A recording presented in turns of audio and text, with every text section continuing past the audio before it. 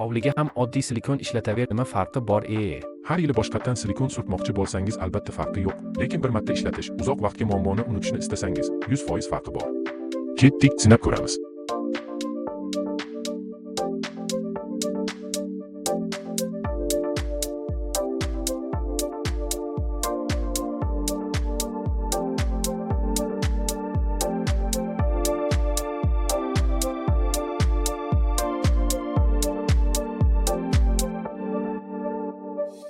E'tibor bersangiz, sinov natijasida oddiy silikon suvda erib ketdi.